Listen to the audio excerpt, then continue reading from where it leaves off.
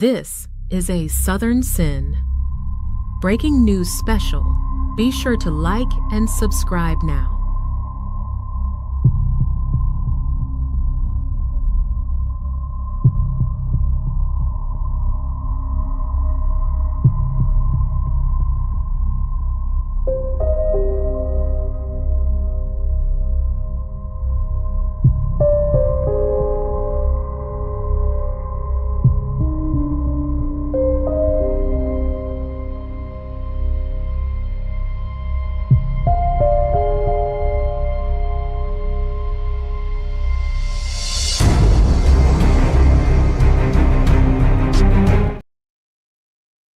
Every trial has a story.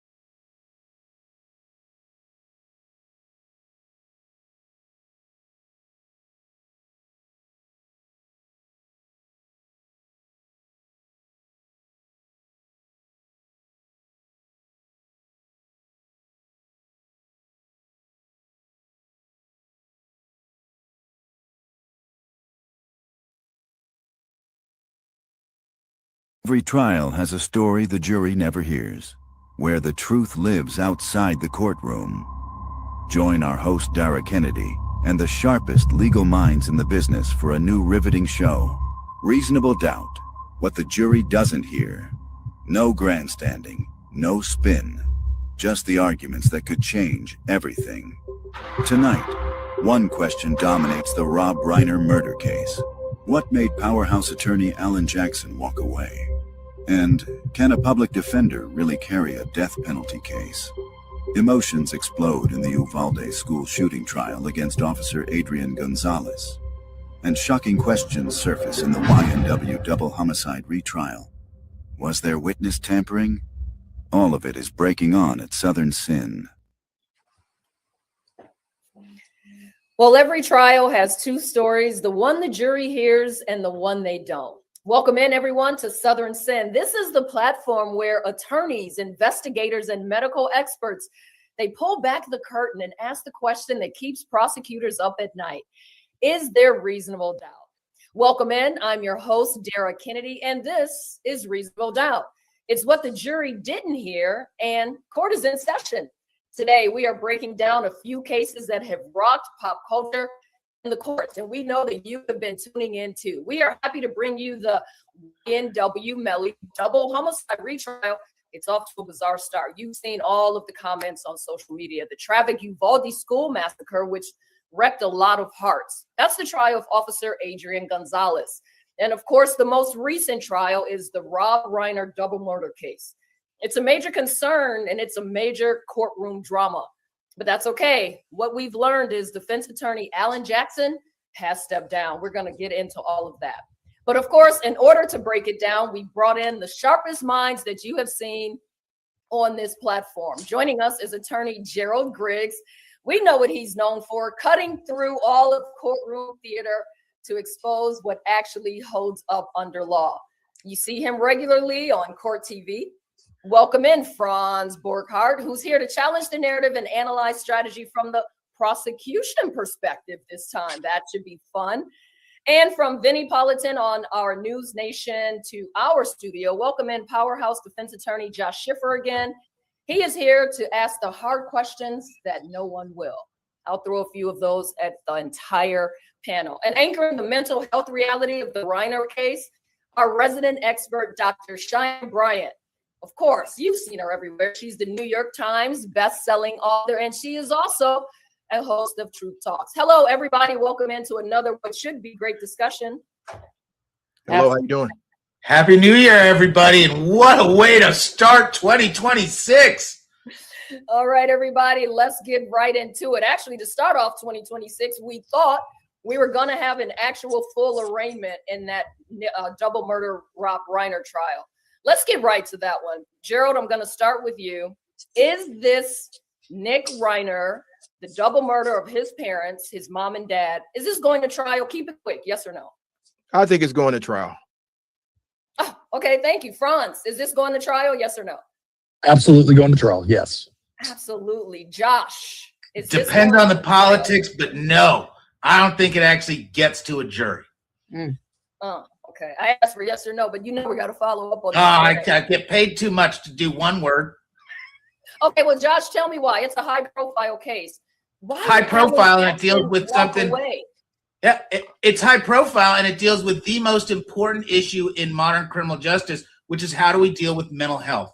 Here we have really an easy crime to be solved. I don't think anybody doubts young Mr. Reiner brutally murdered his two parents. There's no alibi. It's basically been admitted in the press. But how does he get prosecuted, and to what extent? That's the question. We have somebody who is a known schizophrenic, someone who has been diagnosed extensive treatment, who'd recently had medication changes, someone who struggled with substance abuse, and whose parents accepted the risk, as terrifying as that is, of having a profoundly mentally ill person reside with them as they tried to nurse him through and help him through his life and development.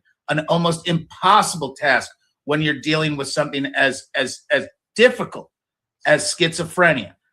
I believe this case is going to become the latest public pawn in the national discussion of how do we deal with mental health in the criminal justice system, specifically at the juncture of the death penalty. And I hope that it results in firm rulings through the appellate pathway, restricting and preventing states from pursuing the death penalty against known mentally ill individuals. And I think what we've learned over the course of the last kind of half arraignment and before that, when we did the show before, is that schizophrenia, the mental illness part, is actually the crutch of the case. It's very hard to determine how you want to go ahead and prosecute this. But the question is, you have a high profile case, you have a high profile attorney like Alan Jackson. The last time we did the show, he was doing press conferences. All of a sudden, a few days ago, he's no longer on the case. What happened? I think what happened was the money ran out. And so when you deal with a situation where you don't have the funds because the family wants him to have a defense, but not with their money, I think that's what happened. But I think the reason why I think it's going to trial is because you're going to have seasoned death penalty public defenders who know how to defend these cases, and they are typically pushed all the way to trial. And the way we get to where Josh is talking about is through the appellate process, but you got to go through trial to get there. And Franz, the rumor in LA is that the Reiner siblings, they want their brother to have his day in court, but not with their money. We know that there's a lot of trust fund money there. We know that Rick Reiner cannot get to that trust fund money because of the felonious behavior behind this case. How does a trust come into play when you allegedly kill your parents? Well, the first question is does the trust have a don't kill your parents clause in it? And I know that sounds a certain way, but sometimes that's in there. Some states you can't inherit if you kill your loved one. So that's number one. Number two is he may just not have access to the trust for these purposes. It may be for a whole lot of other specified things. But where the rubber meets the road is I love you, but just not enough to spend my own money to defend you. And be not mistaken. Alan Jackson's an expensive pony. I mean, it ain't cheap to hire Alan Jackson. He's worth every penny of it. He's kind of like the Josh Schiffer of the West Coast. And look, it ain't a whodunit. So that's the other piece is, do I want to set my own money on fire to help my loved one out, knowing that ultimately he's not guilty? So ultimately, I don't think he's going to be able to touch that trust money for this purpose. Even if he can touch that trust money, is it the highest and best use of it? Alan Jackson wins contested trials in a flamboyant and wonderful way. This ain't going to be a contested trial. We're going to see a stipulation as to some horrific facts, and then really the concentrations on mitigation and the death penalty, something that I'm willing to bet Alan Jackson has firm positions on, but that's not his forte. a really highly trained, death penalty certified, qualified public defender. Those people are the best lawyers in America when it comes to this kind of niche litigation, because the whole game is different the moment the death penalty is on the table. A win isn't walking out of prison. A win is you died naturally. Well, I mean, our entire audience, everyone was waiting on us to go live after the real Nick Reiner arraignment was supposed to happen in LA. And then it was like, oh, by the way, the attorney is walking off the case.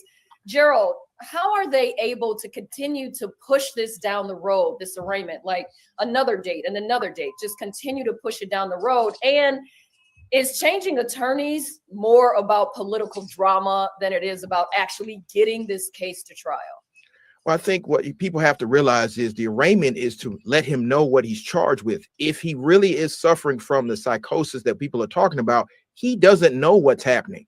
And so for them to get to a point where he can understand the nature of the charges, who's going to represent him, what the role of the judge is, what the role of the prosecutor and the defense attorney, we have to get him there. And so I think that what happened was, again, the money ran out. And Alan Jackson is a phenomenal lawyer. He's a high-profile lawyer. But this, as my good friend Josh said, this is about playing defense. And so you have to have the best defense possible. And here in Georgia, that would be the Capital Defender's Office, death certified lawyers who've been doing this for 20, 30 years, who understand that this is a ground game, pound it out, make sure you have the best defensive line out there. I know we're in playoff season, so best defensive line out there and keep it from scoring inside the 20. 20 would be a win. In this case, would be keeping your client alive. And so I think that what happened was they're realizing that Nick Reiner has a profound mental health diagnosis that needs to be studied by experts, and they need to get him to a point where he can understand. So that's why it's going to continue to be continued. Okay. Here's the other quick piece. If you could have the best representation in the state of California and access to California funding for your defense because you're indigent, why would you want your siblings' money? And why would they want to give you the siblings' money? Ooh, that's a good question. Okay, Attorney Josh, Reiner is charged with first-degree murder with special circumstances, right? We talked about this before, which carries a maximum sentence of death.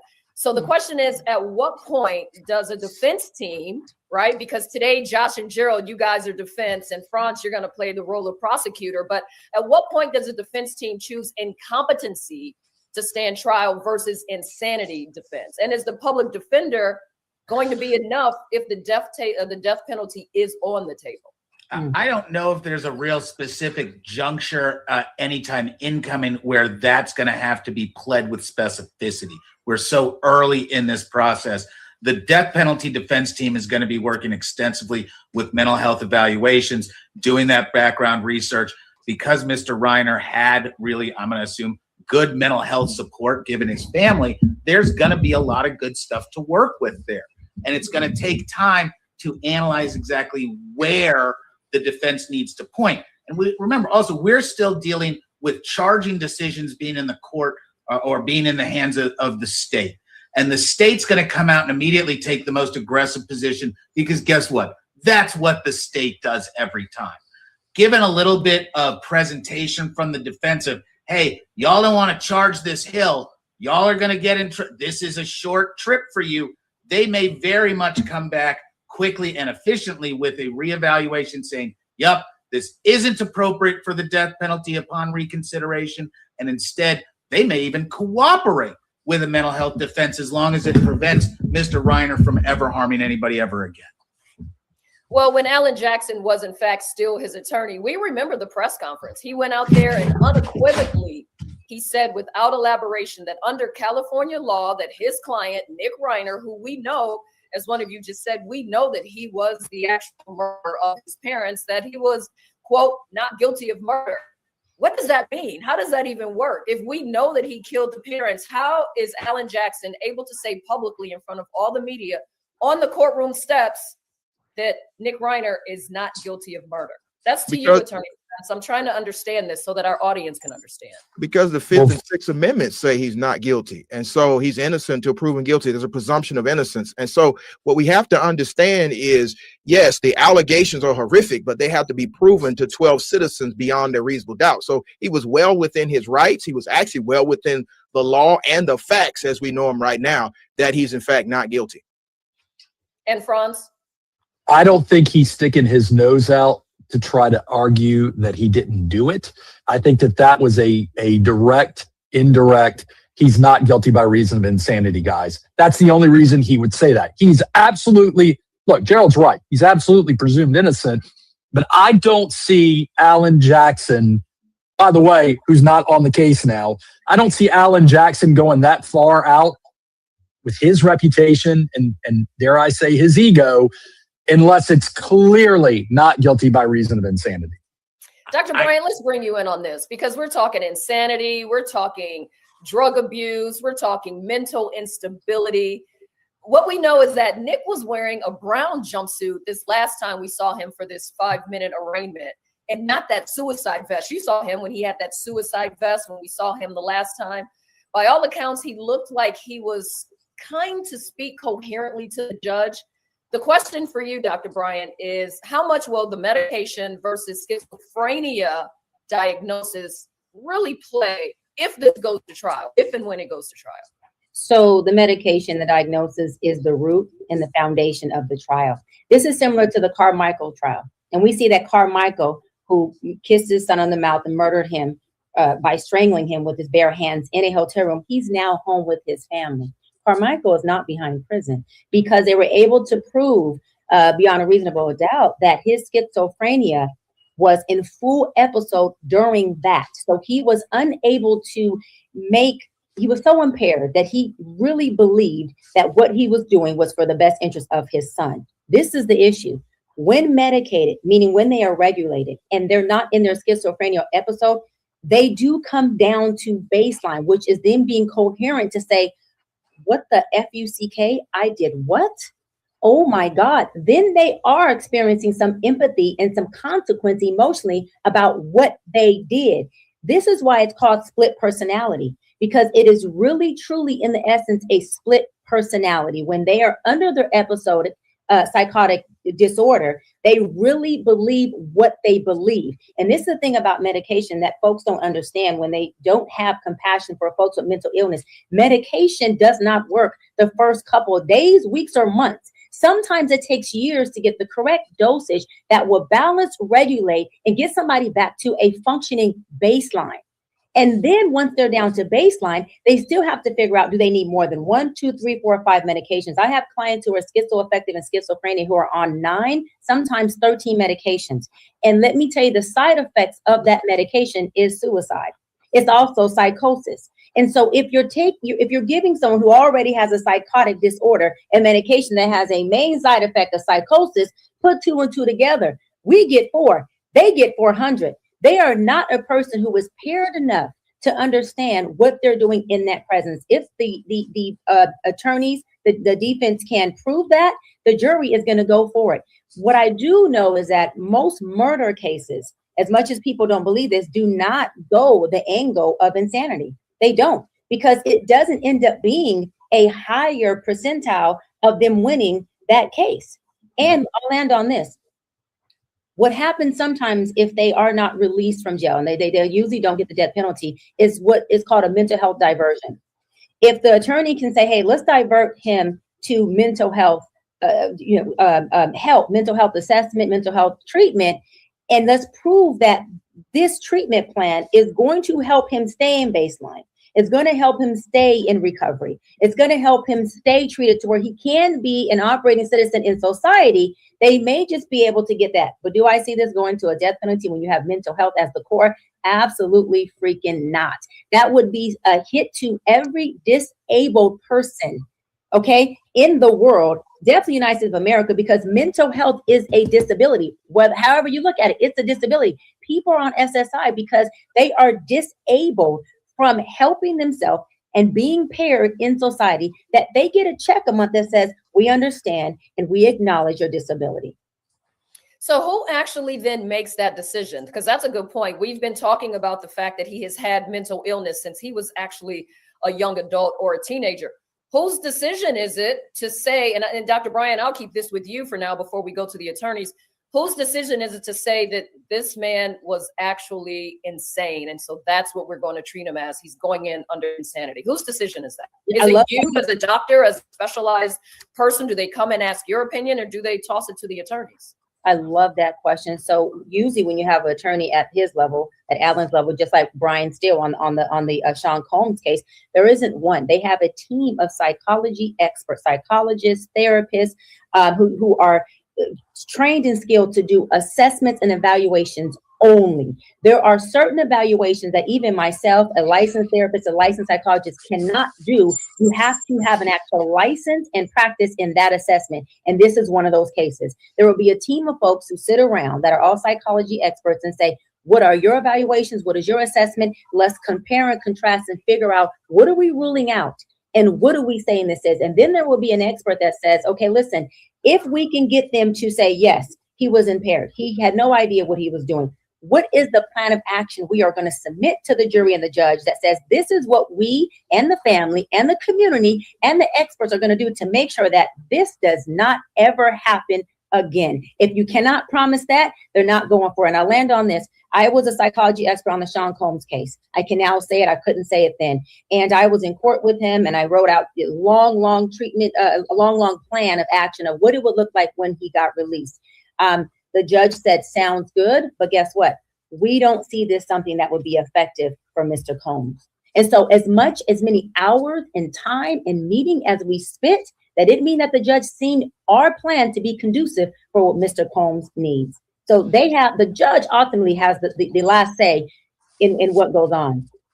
Yeah, that's a good point. And having covered that trial with you too, I think it was also a question, will the jury actually buy that, specifically in that Sean Combs case? But attorneys, now let me turn it over to you, because what we know now, what we've learned is that, yes, Nick Reiner was on medications, plural, for his mental illnesses, plural, but specifically for schizophrenia is what TMZ has reported.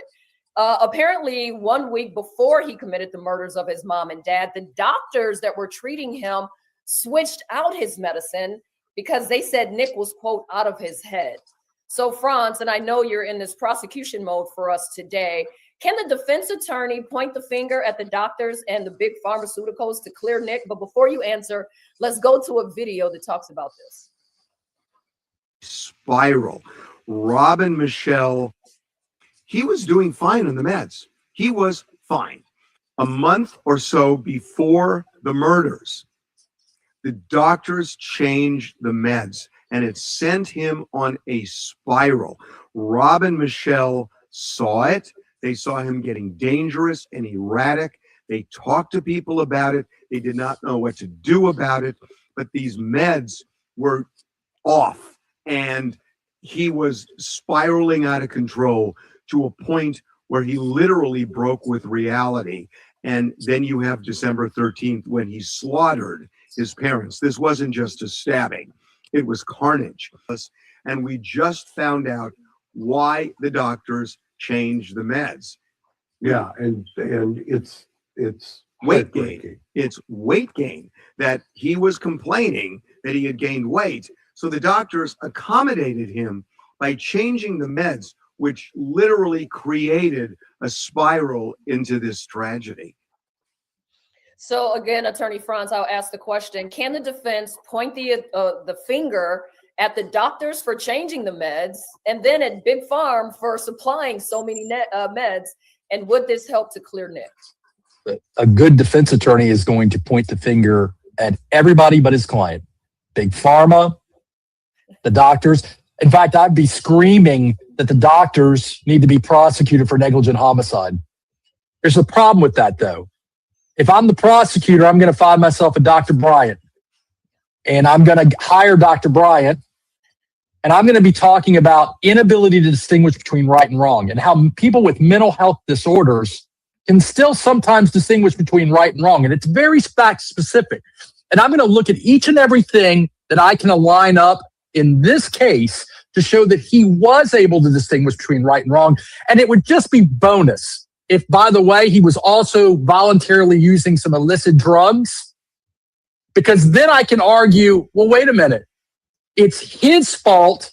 It's his fault and his actions that led to the murder. And he was able, look, at the end of the day, I'm going to find myself someone as qualified, because money's not an object. I have the state of California money. I'm going to find myself someone as qualified as I can to be on my side and to testify that he was able to distinguish between right and wrong, and that just changed. And by the way, the best part for me is, if I'm prosecutor, why did he stop? Why did they change up the meds? Why did he change it up? Because he was gaining weight. We got 2 people dead because he was gaining weight. That would be my angle. And that's the reasonable doubt part of all of this, right? And what do you say, Josh? We don't even get in it because we haven't heard from my Dr. Bryant, and my Dr. Bryant's better than his Dr. Bryant, because my Dr. Bryant isn't just paid by the state to support the prosecution and lock people up. My Dr. Bryant works on both sides and has a more broad background, and she appears and talks across the entire spectrum and is therefore more reliable and not some paid promoter who's just out there. And by the way, she's got friends. And when Dr. Bryant brings her friends, they come big. And we're going to have multiple opinions with more letters behind the name than the state of California can put together. And that's where the conflict's going to happen, because really smart people are going to disagree as to how responsible Mr. Reiner should be held. Because schizophrenia, man, you talk about the toughest kind of mental health issues to deal with. Schizophrenia, it's like I hand you a map called schizophrenia, point you at the desert and say, you know how to get there, and run away. Sometimes some meds work. Sometimes meds will work, then not work. There could be changes in environment that change the effectiveness of the medical therapy. There can be weight gain and other issues on the side that dramatically affect the actual medicines themselves. You can get used to, or basically build a tolerance. It's a moving target like you would never believe, and you're dealing with the brain. You're not dealing with something that you just cut open and say, this is exactly what's happening. No, this is hard stuff where people react individually to changes. So the eventual decision is going to come down to the state. Is it reasonable, rational, and their mandate to pursue the death penalty with someone carrying a clear burden of substantial mental health problems? And I think they're nuts if they go after the death penalty. Well, I'm going to jump in and just ask a question that hopefully our audience, and thank you guys for sticking with us and following us at Southern Sin. Stick with us as we go through all of these cases. And I know I want to see you in the comments. Go ahead and ask your questions or your thoughts on this case. I'm going to jump into the people that are viewing at home and ask the question, isn't it the doctor's responsibility to change meds for a client when they see that the meds aren't working? Dr. Bryant, isn't it like, if the meds aren't working, you're supposed to switch them up, right? Isn't that basic? 100%. And let me add to that, because people often think it's the doctor's assessment of whether the meds are working or not. It is not. It is the patient who comes in and says, I'm having these symptoms, that says, I don't feel regulated. And it's the doctor's responsibility to believe the impact or the affect of the medication on the patient. If my patient comes to me and says, hey, this medication is making me hallucinate, let me go a little further. Some of these medications are not just only causing weight gain. They're causing, they can't sleep.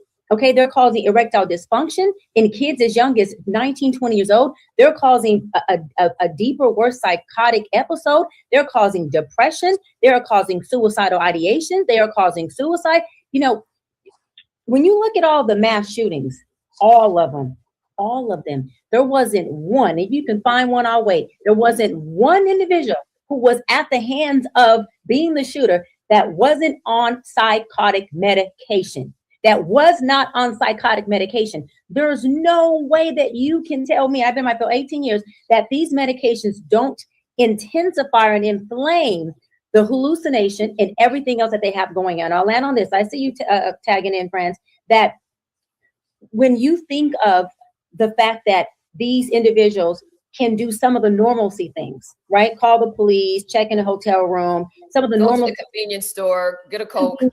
Get a Coke, you know, say good morning to you. And then the very next day or a few hours later, they're cursing you out, they're hitting someone, they're throwing something, they're murdering someone.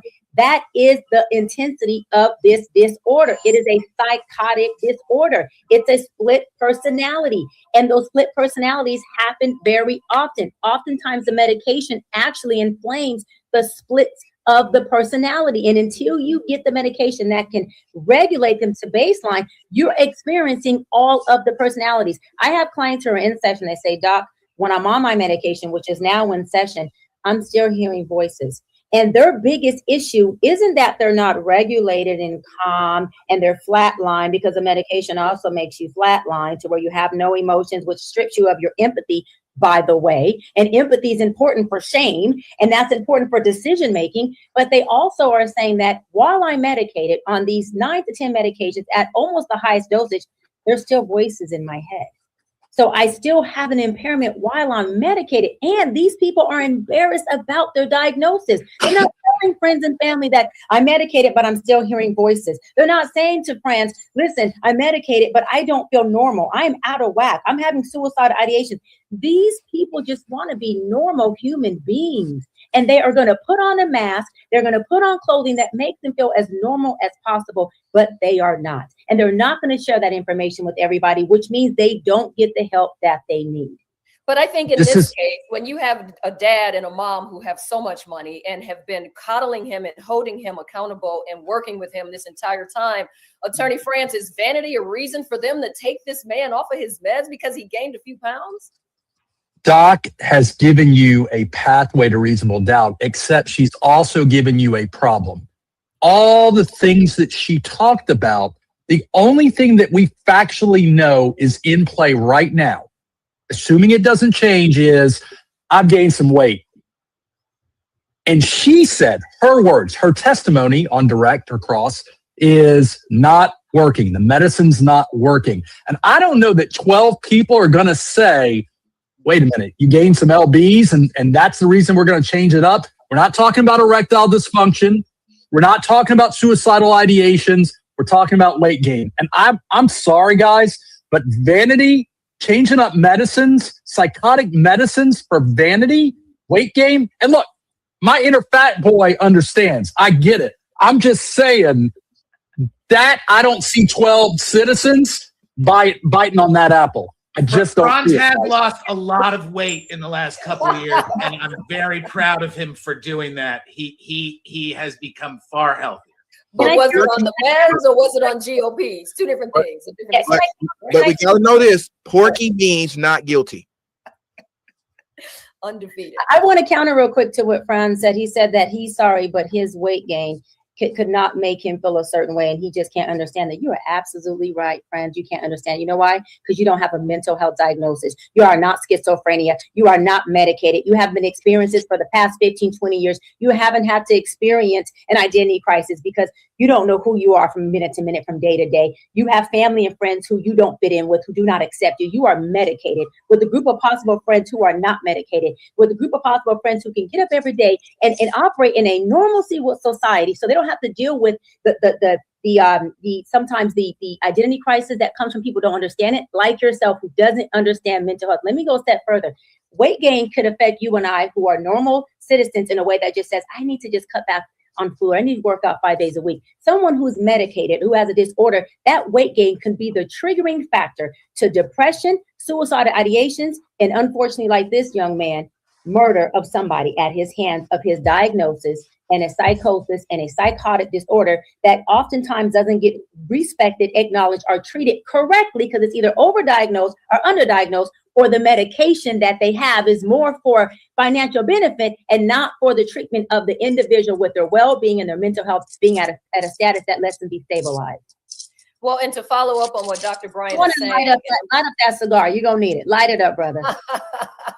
That's my coping mechanism. My coping mechanism. He took a few puffs every time he agreed with you. That's what it was. and Franz is not normal. Other than that, I agree wholeheartedly. But no, guys, Doc's making a great point, because when you get into this universe, the role reversal is almost impossible. And you never know what member of your jury has that family member. And that's what the state needs to be thinking about. Because guess what?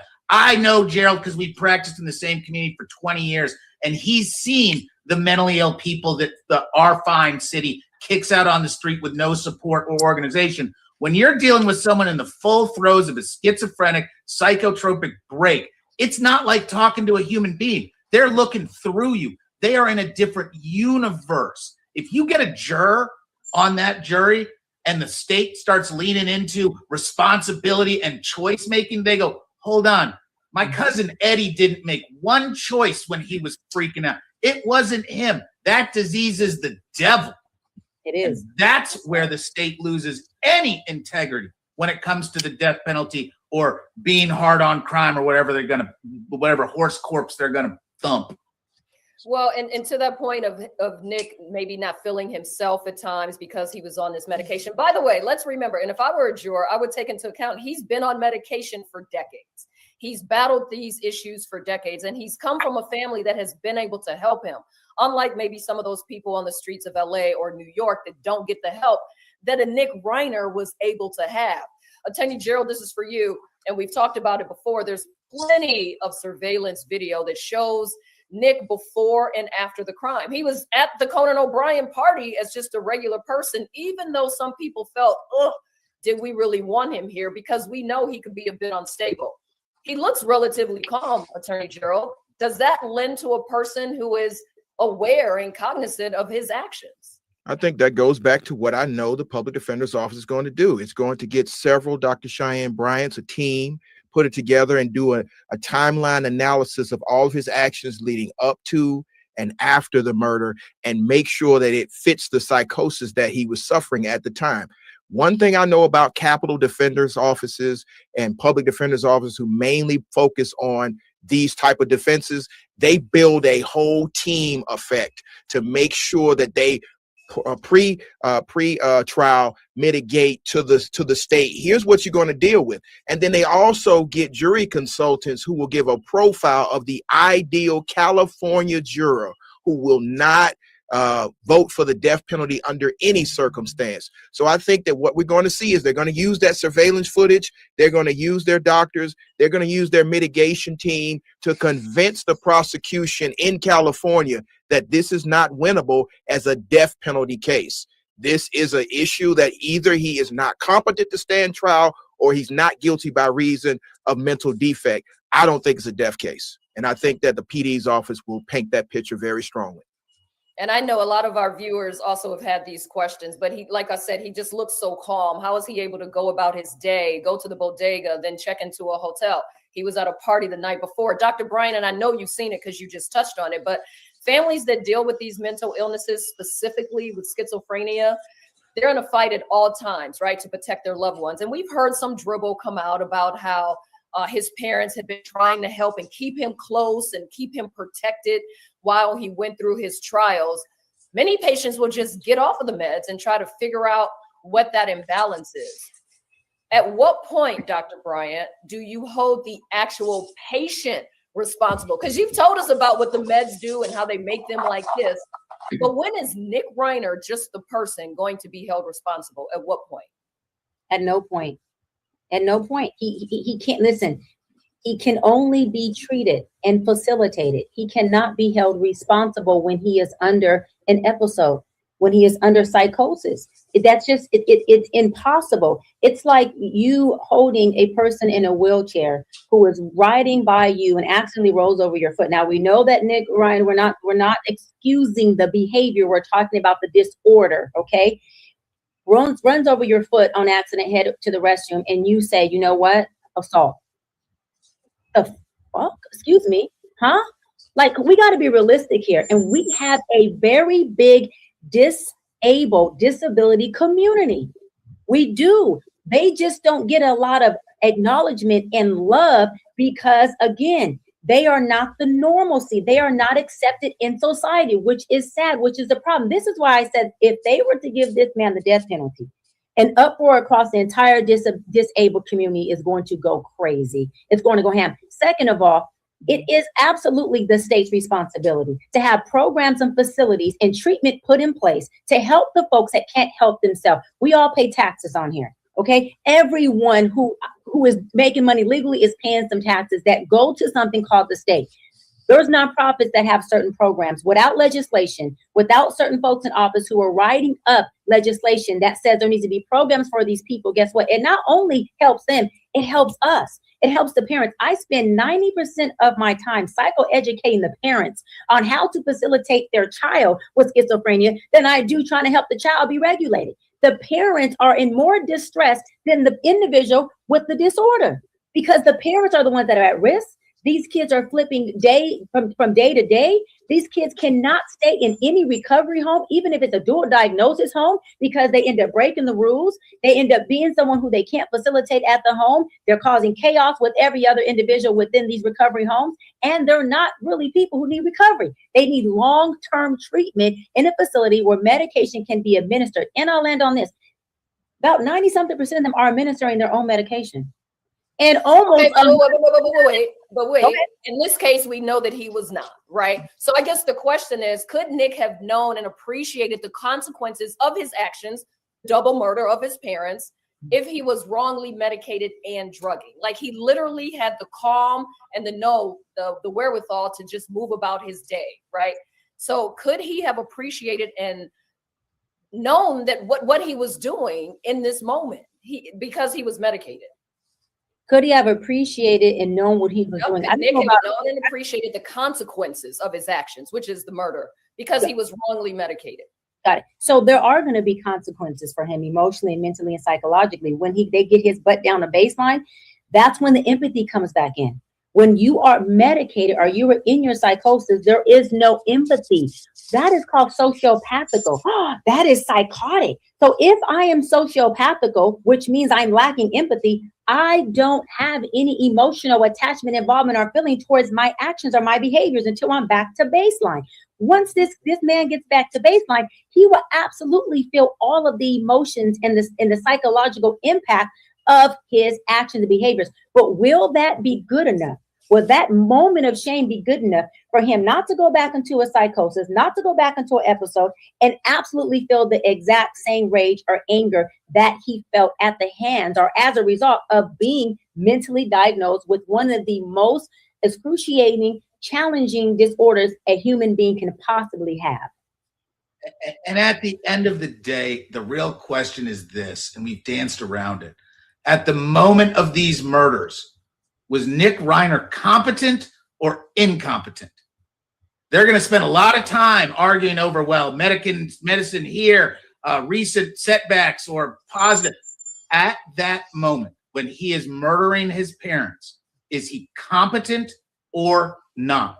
If he's not competent, you can't hold him responsible. You can lock him up in a hospital forever to protect the community, but you cannot be convicted of a crime if you are incompetent when it is being committed. Okay, so that's this one. We have more to get to, by the way. Everybody stick with us here at Southern Sin. I want to get each one of your predictions on this case. The basic question is, we're still at the beginning. I'm going to start with you, Josh. What are your predictions for the arraignment? What are your predictions for the arraignment? Oh, it goes off without a hitch, gets punted, and eventually he gets committed to a long-term facility, potentially criminal, potentially medical-based, as they recognize the depth of his illness. Attorney Franz? I'm going to agree with Josh. He has to maintain competence to plead not guilty. It's going to take a while to get him there.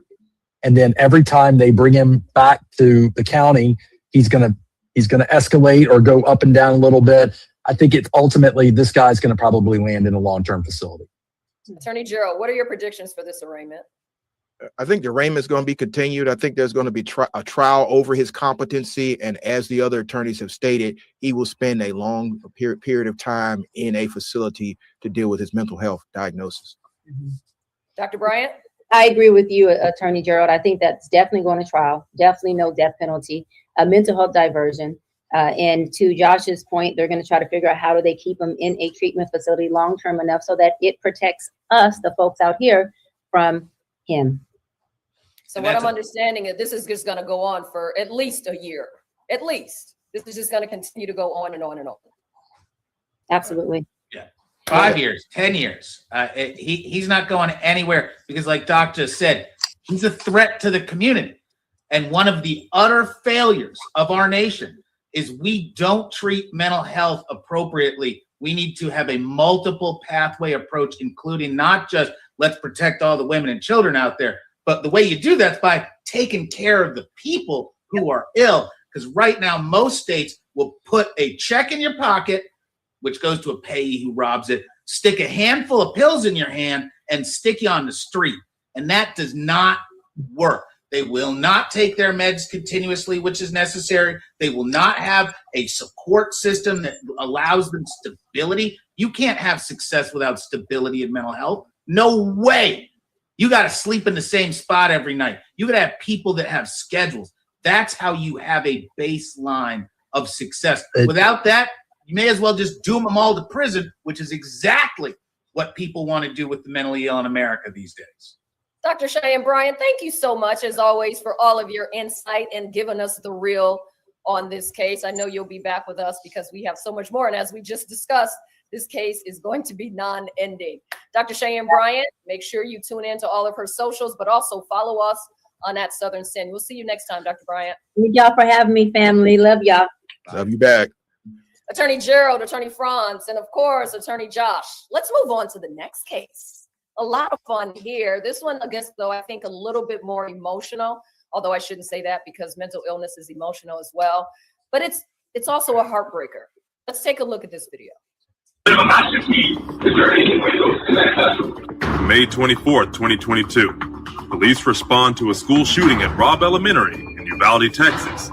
Video released of the response garnered outrage when police took 77 minutes to kill the gunman. Mr. Ramos, can you hear me? Please put your gun down, sir. Please don't hurt anyone else. The shooter entered Robb Elementary at 11:33 a.m. 3 minutes later, 11 law enforcement officers arrived inside. Officers at several points delayed gaining access to the room by clearing other classrooms and negotiating with the shooter. After 50 minutes, a team begins to move towards the classroom. A little over 20 minutes later, rapid gunfire, and the gunman is killed.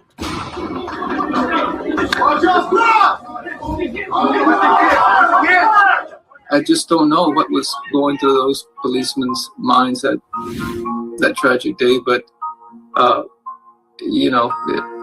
everything said, there was just no action. 19 students and 2 teachers were killed by the gunman, and 17 survivors were hurt.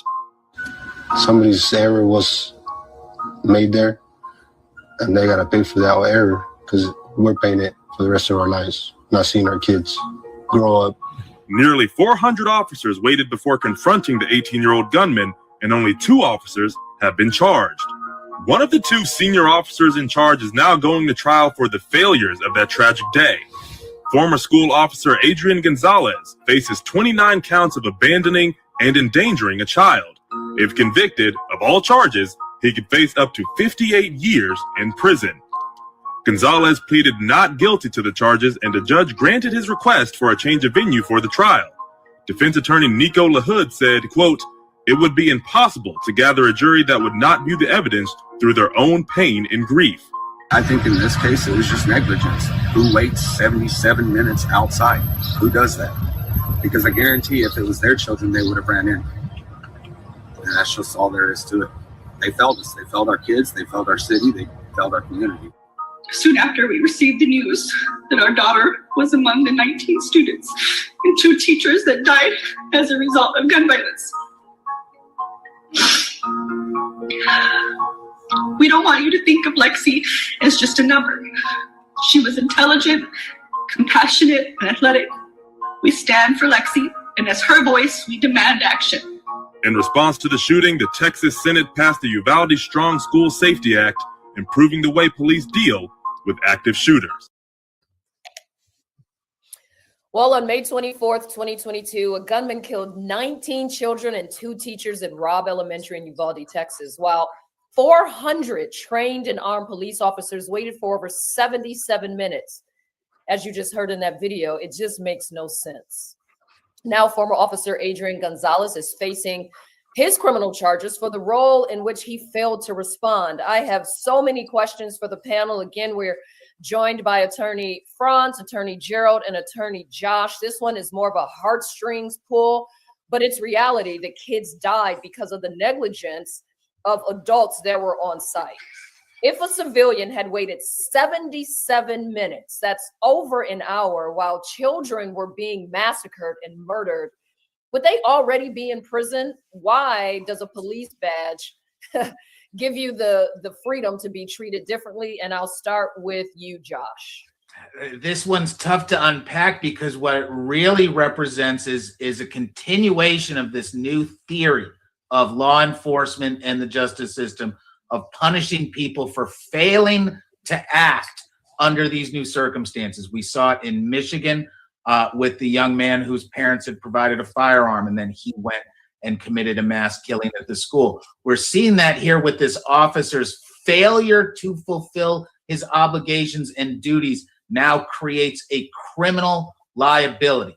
And at my heart, I disagree with that. I don't believe the failure to act in this situation gives rise to an actual criminal charge as much as I find their failure to act to be indefensible. I think it is civilly extraordinarily liable. I believe that there should be massive suits against everybody involved in this utter failure to take the appropriate actions to prevent additional deaths. But it's not the criminal system. I believe that the local DA in Texas is doing standard political prosecutor theater by charging an officer. I don't believe they're going to try the case efficiently, effectively, professionally, or perfectly at all. And we've already seen some of that. I won't be surprised when the case suddenly falls apart, as much as I believe the officer does deserve some sort of accountability, but it's not criminal. We do not lock people up for not running into a suicidal mission. Sorry. Okay, Attorney Gerald, I want to hear your answer to that. If a civilian had waited, me or you, had waited 77 minutes while children were being massacred inside, would we have gone straight to jail? You know, that's a difficult question because I kind of understand where Josh is coming from, but then I also think about those children whose duty it was that officer to protect. And so, you know, I think that a regular civilian, if their child was being horrifically killed and they failed to act, I think they probably would be charged some sort of criminal negligence, some sort of omission to act. But for law enforcement, I definitely think that this should have been charged. I think more should be charged. And I think ultimately a jury should make a decision on what should be the standard in that community to expect from law enforcement. Listen, they're paid to run towards danger and away. So it's definitely a violation of his oath of office to not go in and address this horrific execution that is occurring. You could hear the children screaming for over an hour for help, and he failed to act. So I definitely think that a civilian would have been charged. Now, getting to a conviction, I'm not sure, but I think that this officer should be charged. I think others should be charged to uphold the standard we expect from law enforcement when they swear an oath to protect and serve. Attorney Franz, I mean, maybe from a prosecution standpoint, I'd like for you to answer that question. Why was a police badge treated differently than a regular civilian?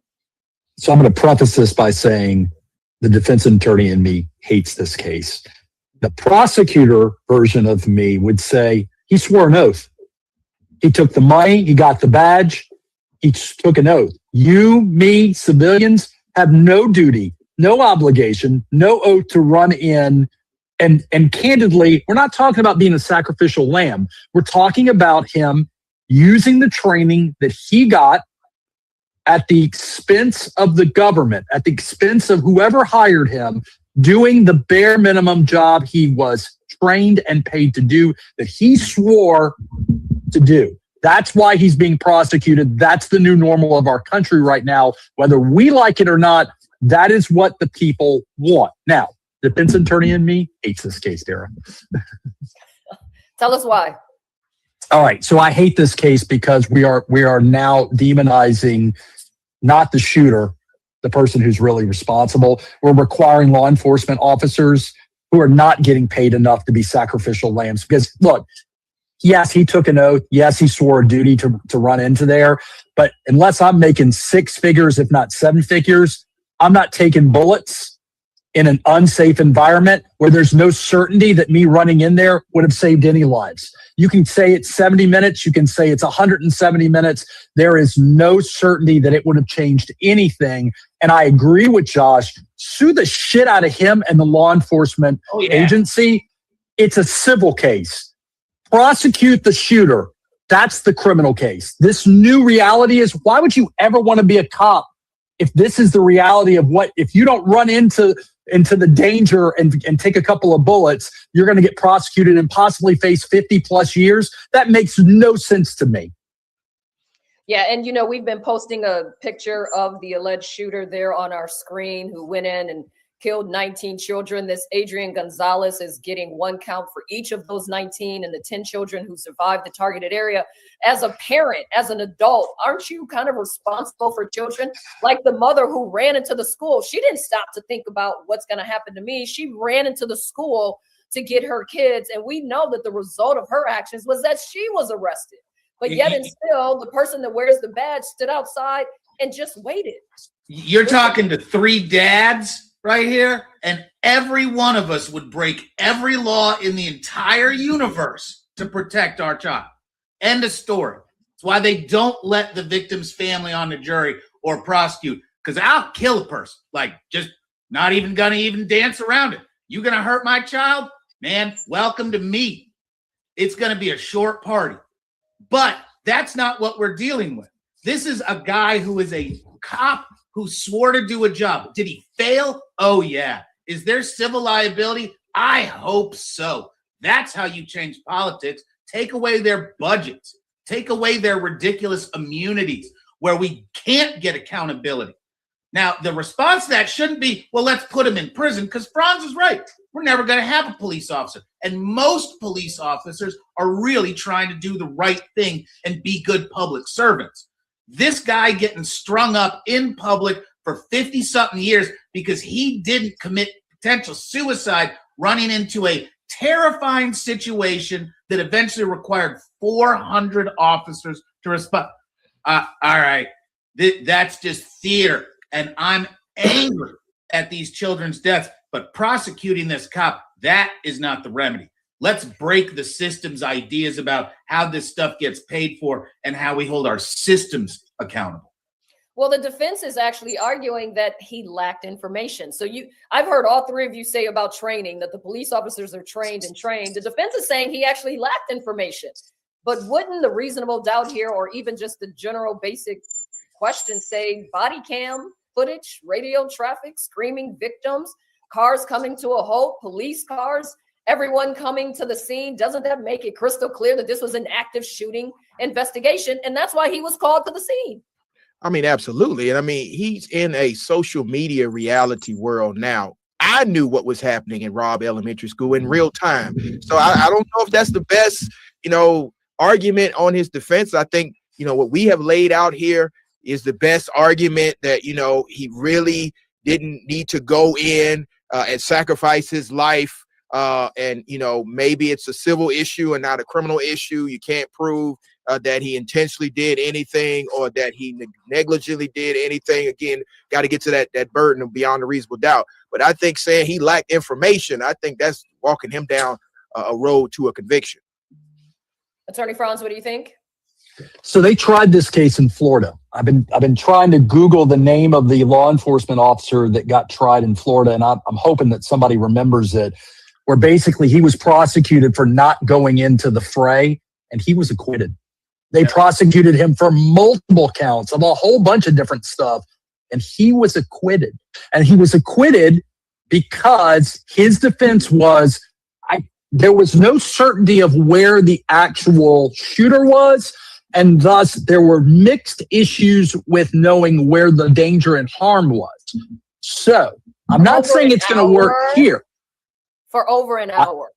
It does not change fundamentally. It doesn't change fundamentally the point of at what point is he being compensated to be a sacrificial lamb. I'm not saying it's pretty. I'm not saying you shouldn't sue him. I'm saying, like Josh, I'm saying, man, oh man, prosecuting this guy and putting him in jail for 50 plus years doesn't feel like justice. It feels like something else. Josh, if this wasn't criminal negligence, what's it called? What would this be?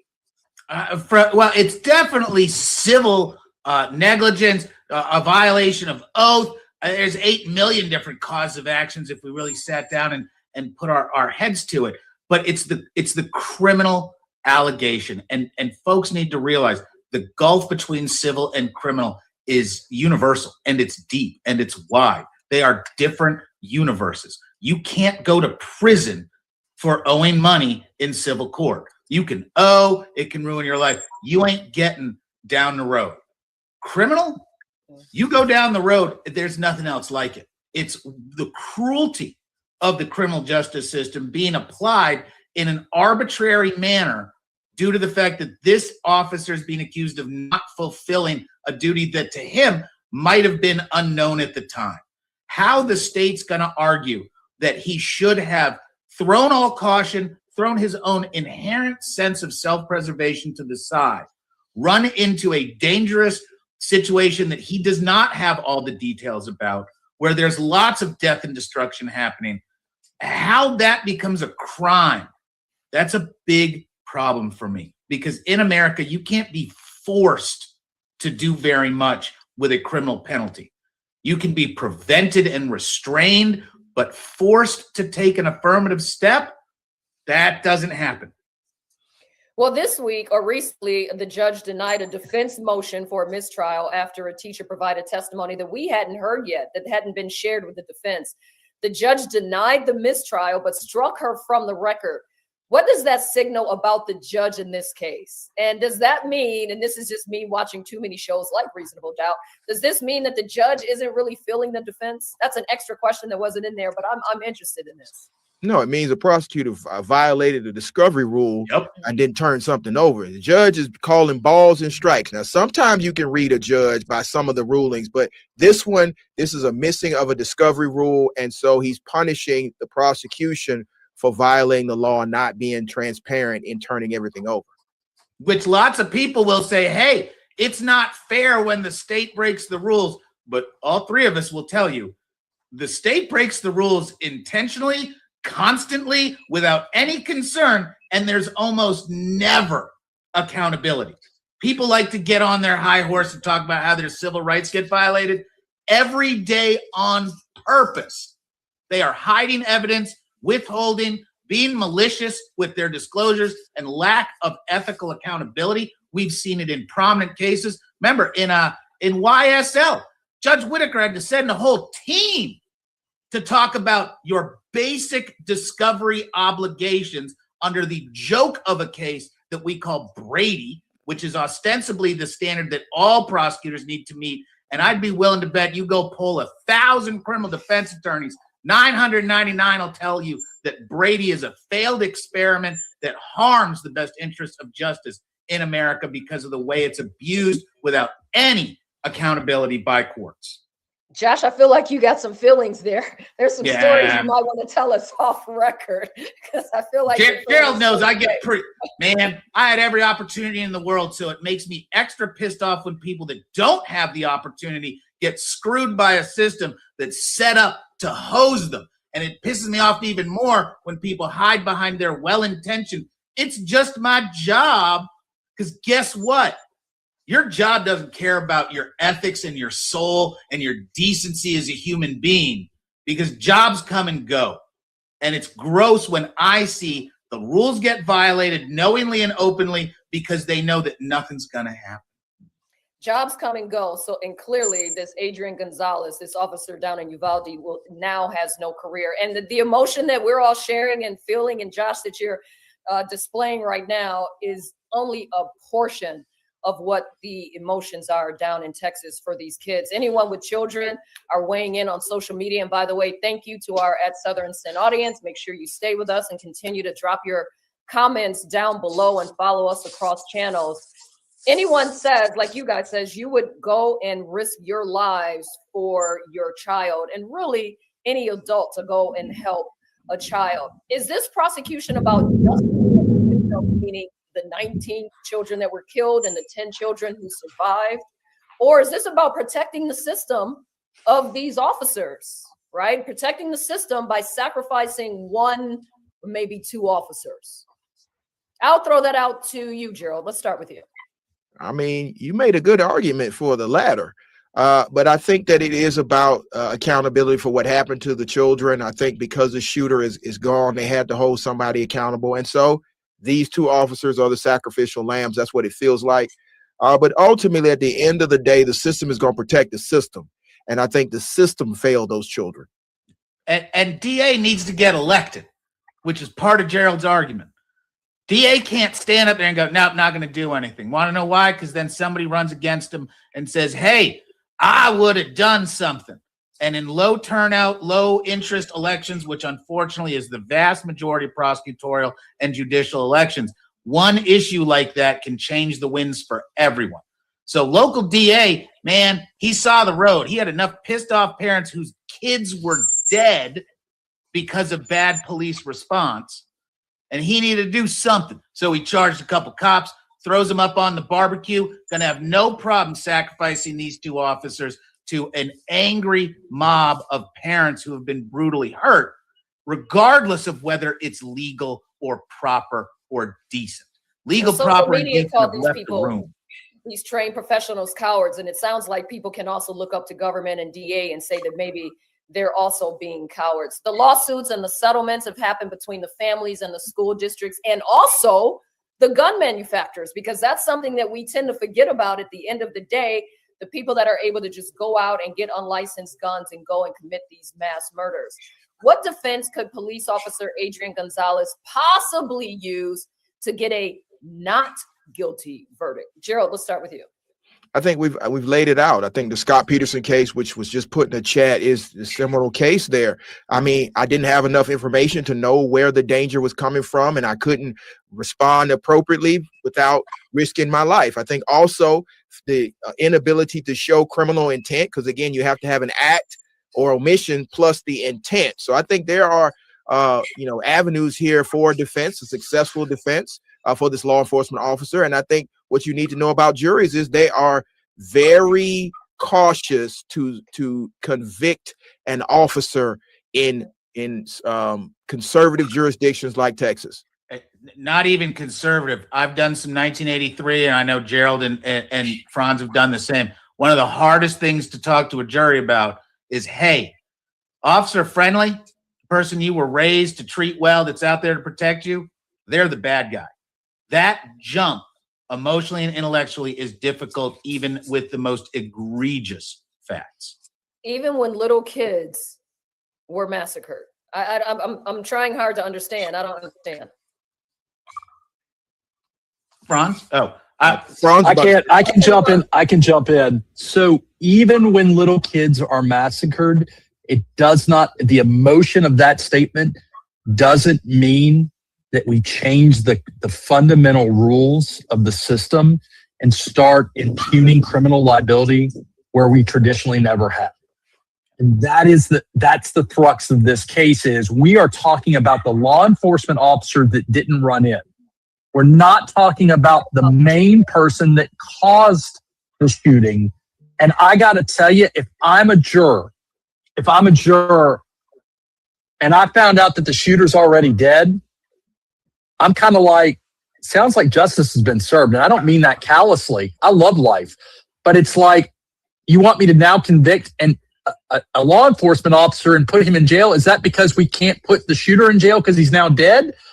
That's what it feels like to me. And look, there are jurors that, to be sure, will vote guilty. But I don't know that you can get, Scott Peterson showed us, it's a tough finish line to cross, especially when you can sue the shit out of everybody and get some justice that way too. All right, everybody, we're broadcasting this trial live all week, so please tune in at Southern Sin at 9 a.m. daily. That's every day. We're going to run the feeds. You're going to see what's happening there. Stay with us as we have all of these stories going on. We've got one more, though. It's not the end.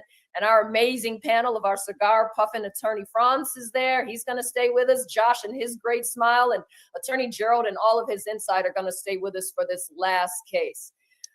It's a pop culture nightmare twice. Here's the video. Let's take a look. Rapper YNW Melly, whose real name is Jamel Demons, back in a Broward County courtroom Monday as the state prosecutors and the defense are going over a number of different motions filed to see what will be admissible for Demons' retrial. Demons is accused of murdering Christopher Thomas and Anthony Williams, both childhood friends, back in 2018 after a late-night recording session, and then allegedly made it look like a drive-by shooting. His first double murder trial ended in 2023 in a mistrial after jurors failed to reach a unanimous verdict at trial, with twists and turns that included allegations of witness tampering, passing messages in jail, and alleged plans to escape. All issues brought before the judge today to see what would be permitted to use in his new trial. Demons faces a number of charges that include 2 counts of premeditated first-degree murder and witness tampering. And he is expected back in court January 12th on Monday at 8:45, where the judge will hear additional motions. That trial has been set for January 21st. All right, so we're back inside the YNW Melly double murder retrial. That's why we said twice. 2 friends are dead.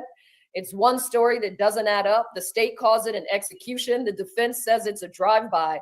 Now the truth gets a second test in this retrial that has already started off with accusations of witness tampering. Again, our acclaimed panel is here. All 3 attorneys. We've got 2 in the role of defense attorney today. And Franz, you're going to play the role of prosecutor today, but please continue to give us your defense attorney thoughts anyway. I'm your host, Dara Kennedy. Here's the first question. Melly's first trial was in July 2023. It ended in a mistrial after the jury was deadlocked with a 9-3 vote in favor of convicting him on lesser manslaughter charges.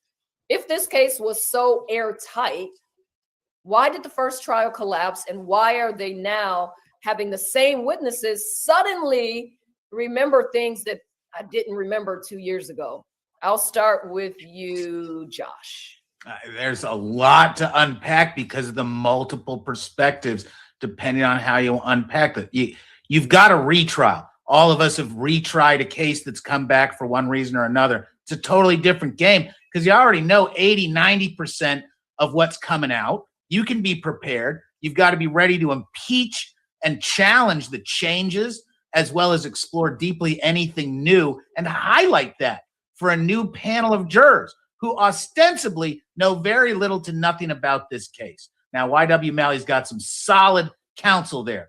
Drew is a heck of an attorney, and they have poured over this with as many consultants and jury plans and mock trial. Man, if anything, they've over-prepared for this.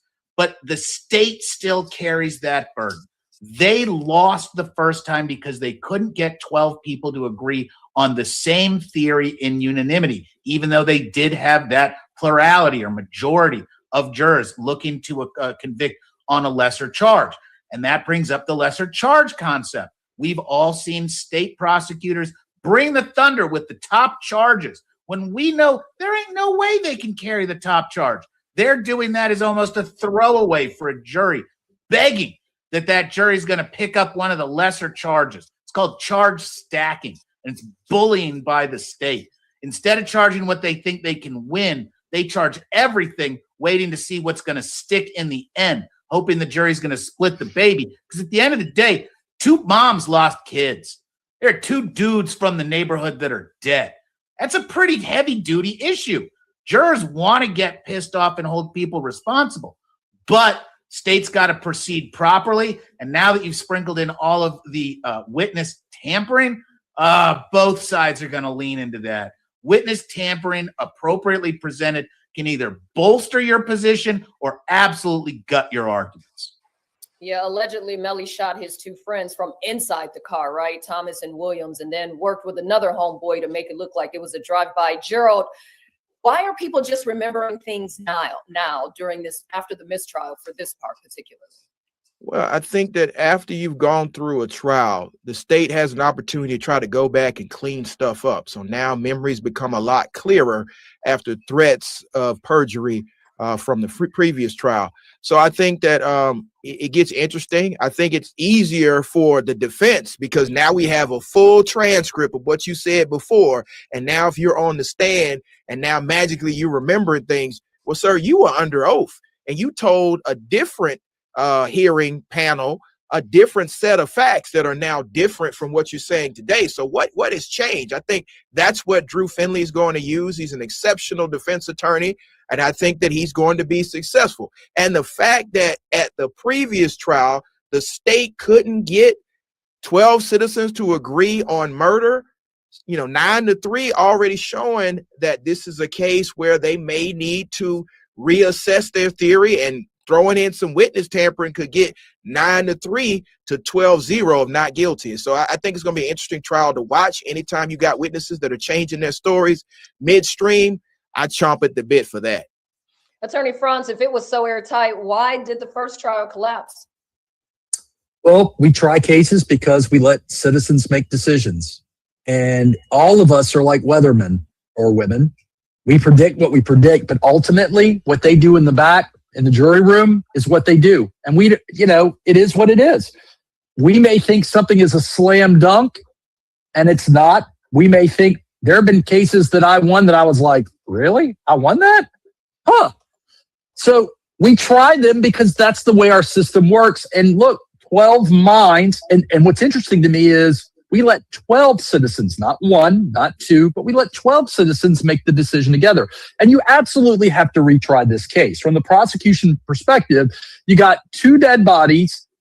You're playing, by the way, as a prosecutor, I'm always playing with house money. I'm not going to jail. If I lose, I look at the family and I look at the people and say, you know what?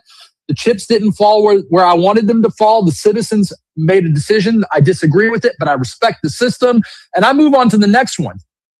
I lose nothing retrying this case. It may not be fair. It may not be what defense attorneys like. And as a defense attorney, I hate it, right? But you kind of have to do it. Justice means sometimes doing things that are tough, including trying uncertain, shaky cases sometimes. And I want to bring back on something that Franz and Gerald both hit on, where it is the advantage to the defense in any retrial. When Gerald was talking about getting a chance to go back and look at these witnesses, as we know the state's leaning on them, trying to squeeze them and say, hey, I'm going to get you on a perjury. I'm going to come get you over here if you don't cooperate over here. There's all that out there. But I've watched both Gerald and Franz eat the lunch of people holding a transcript in their hands, talking about what they used to say versus what they want to say now. And nobody walks away from that. A good lawyer is going to crush any witness that substantively changes their position in between trials. Can you help our Southern Sin audience and me as a layman person and maybe quickly take us through the process? And I'll leave this to any of you. Is it typical for law enforcement or the prosecution to have contact off the record with witnesses between trials, like the one? Absolutely. And so they went to coffee. I had a case, and many people know it's on this platform. Go look at it. The Atlanta Public Schools cheating scandal trial, the last 3 or 4 days, where the prosecution met with a witness at Chick-fil-A and walked them through their testimony. And so to have a transcript now that you can walk somebody through what they previously said and say what happened between now and then is so beautiful.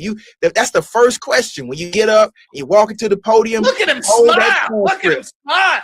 Hold that transcript up and like, now, is there anything you want to correct before we get to this? You start seeing them sweating, they're getting water, they're shaking. And I usually stand in front of the prosecution and say, don't look at them, look at me and look at this transcript. Is there anything you want to correct in front of this jury before we get started? And it's like magic. So yeah, I think to walk the audience through what's going to happen is every single word you said, I'm going to get you to repeat that word and then repeat the word that you said a few minutes ago and get you to say, was that one a lie or is this one a lie? And at the end of it, you're going to be so confused and realize that you've been screwed by the state that you're going to admit that you lied under oath. And the best part is, it doesn't matter what the cat comes out and says. Gerald's got him. Like, You can't step off the line because the jury can smell bullshit better than any. I laugh about juries. They're the dumbest 12 people that couldn't figure out how to get out of court. We're going to let them decide what all these lawyers and judges who have millions of dollars worth of education couldn't figure out themselves. We got the 12 people that know nothing. But trust me, those 12 people have the sharpest nose out there. And when Gerald starts talking about, and then this, you can't lie that fast. You can't trick them and come. No, everybody sees right through that and sees the sweat dripping down the crack of your rear and goes, shit, Gerald's got me. So you can't lie. Lying, man, even better. So it's that kind of advantage. But at the same time, the state's going to turn around and have locked down the stuff that they knew registered with the takeaways of the jury most. That piece of evidence that maybe wasn't stressed, oh, it's going to be stressed this time. That little teeny bit where someone attached to it in the post-verdict or post-mistrial interviews, oh, they're going to come back with that. They're going to lock it down. They're going to have a new investigator that's going to show up. And they also know when Officer Steve has maybe stumbled into something, oh, they're going to get ahead of that. Oh, they're going to come up with some kind of rehabilitation, some sort of fix, because they know the Geralds of the universe are prepped and just are holding the knife.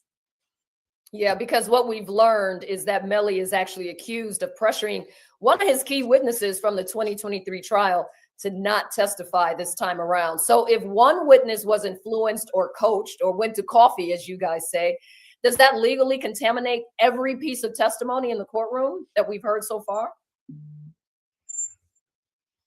Oh, no, not really. Oh, this is good. No. Tell me. No, not really. Because I mean, ultimately, it comes down to a determination by the jury of what they're going to believe. And so the prosecution can make allegations of witness tampering. And if they haven't charged Melly with that, I'm going to get up there and say, you don't got to believe them. They don't even believe themselves because they didn't charge him with it. But what you should believe is what this person said under oath in the first trial. And now between then and now, oh, magically now, oh, my client tampered with somebody. No, the state tampered with them. And I'm going to walk that witness through when they changed their story to the state after the state said, we're going to charge you with perjury. And you don't even have to do what means. You literally, hey, man, let's talk about what happened. So when you were here last time, we did da-da-da-da-da, right? Yeah, man, and here it is. And that was all you said. Yeah. Now, it's a year, 2 years later. You just testified to something different. So I'm just trying to ask you, how'd you change your mind? Why'd you change your mind? And let's talk about those circumstances. The moment a juror hears, well, and then, yeah, we had that meeting with the DA's office to review the truck. Oh, hold on. You ever done a car deal? What happens when the sales guy goes and talks to the conning tower? Do you think he's coming out there to help you or to help the sale? Like, it's stuff that the jury sees that there's been any manipulation, any changes. It inserts that nugget of inequity and the questioning. But it's a different jury this time around, correct? Well, and hold on. We don't trust the government no more. 25 years ago when I started practicing law, if an FBI agent or a federal agent said, man, most people are going to be like, yeah, man, that's the truth. These guys. No. The one great benefit of the political challenges we're dealing with is the cynicism on government actions, because we ain't bullshitting no one. All that stuff they taught us about that they did to the civil rights leaders, yeah, it was all super real. All that stuff that they did to their enemy, yeah, we know about it. It's naked. And we use that in the defense when someone's getting bullied. And when the state's trying a case for the second time, you can talk about bullying all day. I tell you what, as a New Yorker, I don't really drive, but if I even get a ticket, I'm calling one of you. All right, so there's one last thing. There's one last question before we get out of here. Thank you guys for being on with us and watching us here on Southern Sin. Stay with us daily at 9 a.m. as we go over all of these interesting cases. Right now, as you see on the screen, we've got a shot of Melly. He's got his fur and his chains, and he's doing all the things like a fashion model. He comes to court like that, too. Unlike the Sean Diddy trial where he was given just 5 outfits to wear for the 3-month trial, Melly comes in like he's making a statement. I want to hear from each one of you as defense attorneys across the board. What advice are you giving your client if it's Melly? Josh, I've you had high fashionable. profile Let's start with you. individuals, and most of the time I try to keep the camera off them at all times because the kind of work that I do isn't really stuff that we like to discuss. But you kind of got to lean into who you are. And if that dress and appearance reflects him and his confidence, then he needs to lean in on it. I vehemently dislike the treatment of people, even like Sean Combs, who are prohibited from dressing and appearing somewhat normally, because the impact of seeing someone in chains and a uniform is ridiculous. You can't get away from it. It is so prejudicial. At the same time, pissing off a jury ain't the best thing. I was involved with some gentlemen of some Italian descent a number of years ago. They all showed up to court wearing suits that were out of a bad 1980s shiny mafia. And it was like, it's just called Jersey, Josh. It's just New Jersey. Yeah. You can't dress like that. You dressed guilty. And there are jurors. But from the defense perspective, remember, I don't want 12. I want 2, 4, 6 people to be like, don't misjudge that person based on their appearance. Attorney Franz, what's your advice if your client is Melly and he's coming in every day like he's walking down Fifth Avenue? So if you can be authentic, you need to be authentic, but you've got to be in a position to condition the jurors for what was the number one thing that your mama taught you when you were a child, not to judge people on the way that they look, to judge them on the facts. And in this case, there's reasonable doubt. And look, he's going to be accused of being a performer no matter what he wears. He can wear what he's wearing. He can wear a suit and a tie. Someone is going to argue from the state at some point, he's just putting on a performance. So at least if he's authentic, he cannot be called inauthentic and putting on that performance. I don't like it. But then again, I'm not, this is Atlanta, right? Or is this Georgia? I mean, where is this? Where's this trial? I think it's in Florida. Yeah, Florida. It's in Florida. Florida. Different people, different communities have different ways of looking at things. And look, he is a high-profile defendant. You can put him in a tuxedo and people know who he is. So at this point, are they judging him based on what he's wearing into court? I don't know that they are. Last word to you, Gerald. If this is your client and you're in Atlanta where people are hot and flashy and doing fashion all the times, even as they are walking into the courthouse, what's your advice to Melly if he's your client? He still has to understand he's making an impression every time he walks into that courtroom to 12 citizens that control his fate. So I do want him to be authentic to who he is, but we don't need all those chains. He needs to dress like he's going to an awards show to win a Grammy, with a nice tuxedo, nice suit, and he's in church or something solemn, because that's what this is. And so I understand the younger generation, they're flashy. They want to show off the wealth. This is about your freedom. And so I think that Drew Finley will do a great job of presenting his client in the most respectable way possible. But we have to understand he's an artist, so he's want to be artistic, but he got to understand he's on trial for 2 bodies. And so you need to take that into consideration. Gerald, would it be fair to say that YW needs to just read the room and dress appropriately? That's exactly what I'm saying. He needs to read the room. Really quick question before we get you guys out of here. Will he be found guilty or not guilty on this second trial? Josh, really quickly, guilty or not guilty? I hard to say, but I think they're going to pin him on something. Something. Franz. Hang him high. I don't think that they're going to pin him on anything, and I think they're not going to come up with a verdict. Gerald? It's Drew Finley. So, I never doubt him. It's going to be a great show. I think ultimately they can't prove the top counts. They may get him on a lesser offense, but if Drew's on the case, he's one of the best. I think he can pull it out. So you may see a not guilty all the way down. Everyone watching at home, this is our phenomenal panel that we have discussed these amazing trials with, or had amazing discussions about these trials. The Nick Reiner double murder trial, the Uvalde kids 19 dead shooting trial of Officer Adrian Gonzalez, and of course the YNW Melly trial, who is now up on its second one for the witness tampering trial. We're going to keep covering all of this later this month. Well, for tonight, that's our show. So guys, thank you for staying in, tapping in, and for all of your defense attorney / comma parentheses prosecution advice as well.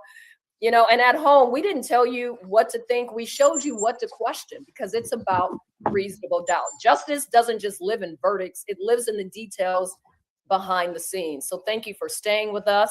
Continue to like, subscribe, and turn on notifications for @SouthernSyn right here on YouTube, and drop your comments in the chat, because we see them and we will also call you out. We stream live trials every morning and drop all new true crime episodes every Wednesday at 9 p.m. Daily at 9 a.m. and Wednesdays at 9 p.m. I'm Dara Kennedy, your host for everyone. Have a good night.